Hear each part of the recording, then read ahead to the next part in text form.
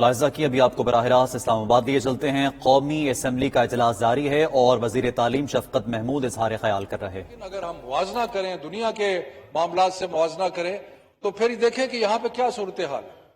تقریباً 700 ہے، یہ بھی بہت زیادہ ہے، اتنا بھی نہیں ہونا چاہیے تھا۔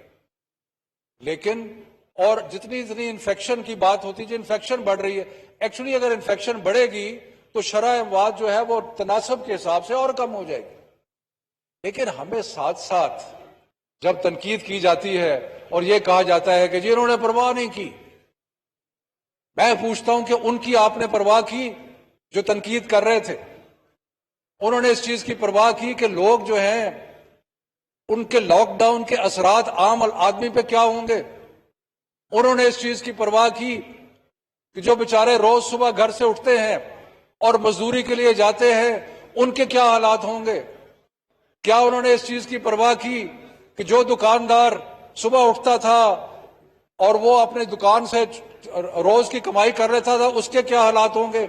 آج کی اخبار میں جناب ڈپٹی اسپیکر صاحب، آج کی اخبار میں پنڈی میں ایک آدمی نے اپنی بیوی کو قتل کیا اور پھر اپنے آپ کو قتل کیا، اور اس کی وجہ کیا بتائی؟ وجہ بتائی کہ سارے ذرائع آمدن جو تھے وہ ختم ہو چکے تھے اور گھر میں کھانے پینے کے لیے کچھ نہیں تھا۔ تو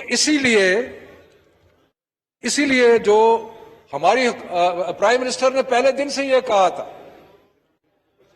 کہ ہم نے بیماری کا بھی مقابلہ کرنا ہے، ہم نے کوشش کرنی ہے کہ بیماری جو ہے اس کو ہر طریقے سے اس کا مقابلہ کرے، اور لاک ڈاؤن کیے ہم نے، اور ہم نے جتنے تعلیمی ادارے تھے وہ سارے بند کر دیے، جتنی شادی ہال تھے، ٹرانسپورٹ، سب کچھ بند کر دیا۔ لیکن ساتھ ساتھ ایک ہمارا سوچ یہ تھی کہ اگر ہم نے معیشت کے لیے کچھ نہ کیا، اگر ہم نے وہ لوگوں کے لیے روزگار کے لیے کچھ نہ کیا تو پھر جو حالات ہوں گے وہ بہت ہی برے ہوں گے۔ آپ یہ دیکھیں اسپیکر صاحب کہ وہ جو ڈیولپڈ کنٹریز ہیں اس کے اندر جلوس جلسے نکل رہے ہیں کیونکہ لوگ جو ہیں وہ بھوک سے مر رہے ہیں۔ اگر آپ امریکہ میں دیکھیں وہاں پہ احتجاج ہو رہے ہیں، اگر آپ یورپ میں دیکھیں وہاں پہ احتجاج ہو رہے ہیں۔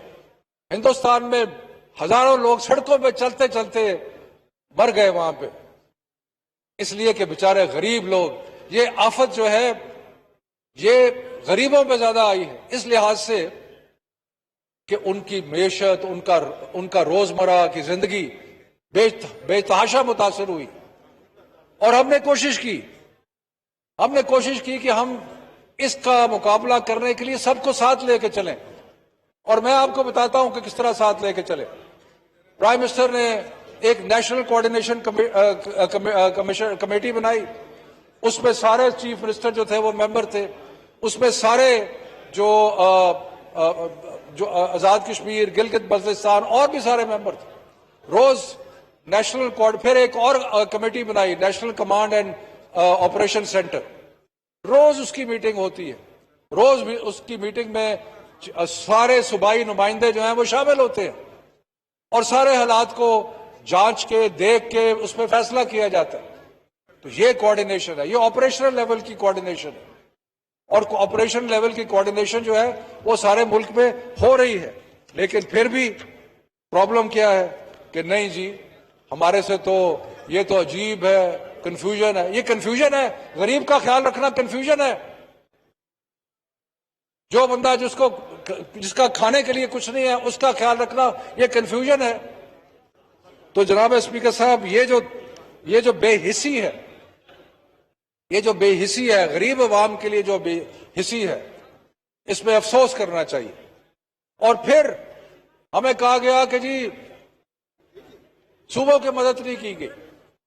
ایک طرف 18ویں ترمیم، جس میں ایک قانون ہے 18ویں ترمیم، ایک آئین ہے، آئین کا حصہ ہے، کیونکہ آئین کا حصہ ہے اس کی قدر کرتے ہیں، لیکن کوئی بھی ایسی چیز ہے جس میں یہ نہیں ہوتا کہ گنجائش نہ ہو، لیکن کہا خبردار 18ویں ترمیم کا ذکر بھی نہ چھیڑے۔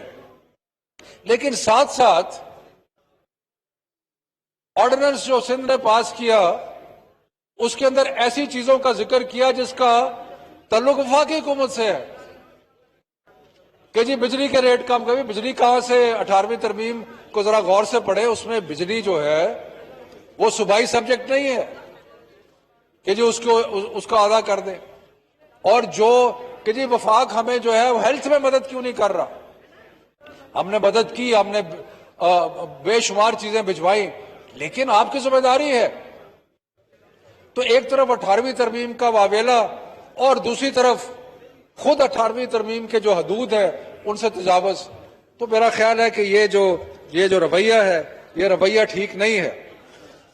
اس کے بعد اسپیکر صاحب, ہم نے ہر طریقے سے میرے تعلیم کے میدان میں آ جائے, ہم نے کوشش کی کہ ہم سب کو ساتھ لے کے چلیں, اور اللہ کے تعالیٰ کے فضل و کرم سے ہم سب کو ساتھ لے کے چلے.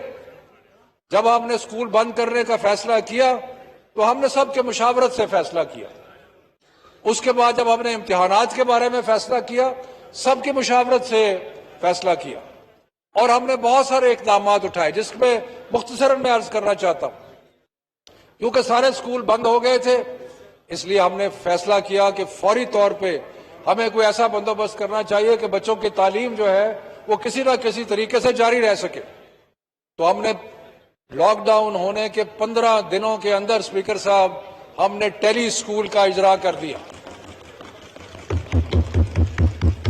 اور وہ ٹیلی اسکول جو ہے وہ روز 10 گھنٹے صبح 8 بجے سے لے کے شام 6 بجے تک بچوں کو مختلف کلاسز کے لیکچرز جو ہیں وہ آپ کو ٹیلی ویژن پر نظر آتے ہیں. اور پھر ہم نے تشہیر کی, پیرنٹس کو, والدین کو, سب کو بتایا کہ یہ کام جو ہے یہ تعلیم کے شعبے میں ہو. اب ہم اور بھی کچھ کرنے والے ہیں. ہم ایک ریڈیو اسکول بھی شروع کرنے والے ہیں جس میں ہم کوشش کر رہے ہیں کہ ریڈیو کے ذریعے بھی عوام تک جو ہے وہ پہنچا جائے, اور بھی مختلف طریقے. ہم یہ جو مشکل وقت ہے قوم کے اوپر, ہم اس مشکل وقت کو ایک اپرچونٹی بھی سمجھتے ہیں. ہم سمجھتے ہیں کہ اس اپرچونٹی کا فائدہ اٹھا کے ہم تعلیم کے جو دور سے تعلیم جسے ڈسٹنس لرننگ کہتے ہیں اس کو بہتر کرنے کے ہمیں کئی مواقع ملیں گے, اور اس کو بہتر کرنے کی طرف ہم بڑھ رہے ہیں. لیکن خدارا یہ ایک چھوٹی سیاست جسے پیٹی پالیٹکس کہتے ہیں اس کی نظر ہر چیز کو نہ کریں, ہر چیز کو اس کی طرف نہ دیکھیں. یہ غور کریں کہ ہم نے سب چیزوں کو بیلنس کر کے چلنا ہے, اور ہم نے وہاں جہاں ہم نے صحت کا خیال رکھنا ہے وہاں ہم نے معیشت کا بھی خیال رکھنا ہے. اور آگے کی جاتے ہوئے کئی چیزیں ہیں اس کے اوپر ہمیں اتفاق رائے کرنا چاہیے. اتفاق رائے, ہم نے ہیلتھ کی فیسلٹیز کو بہتر کرنا ہے اگر ہم نے آگے بڑھنا ہے. بدقسمتی ہے کہ جب ہمیں وبا پہلے تو محسوس ہوا کہ پچھلے کئی دہائیوں سے ہم نے صحت کی طرف توجہ نہیں دی تھی. ہمیں صحت کی طرف توجہ دینی پڑے گی. ہمیں یہ بھی آئیڈینٹیفائی کرنا پڑے گا کہ جو کلسٹرز ہیں جہاں لوگ زیادہ اکٹھے ہوتے ہیں ایک ہی جگہ پہ, شادیاں ہوگی, اسکول, اسی لیے ہم نے اسکول بند کیے, ان کا ہمیں خیال کرنا پڑے گا, اور ان کا خیال کر کے ان کو, لیکن ساتھ ساتھ ہم نے زندگی کے شعبہ جات جو ہے ان کو بھی کھولنا ہے. تو یہ ایک بیلنسڈ اپروچ لے کے, اور دنیا سے بھی سیکھے, دنیا میں بھی اب بیلنسڈ اپروچ کی طرف بڑھ رہے ہیں, تو اور بیلنسڈ اپروچ سے ہی ہم انشاءاللہ تعالی حالات کو بہتر کریں گے. بہت مہربانی جناب اسپیکر. بہت شکریہ جی.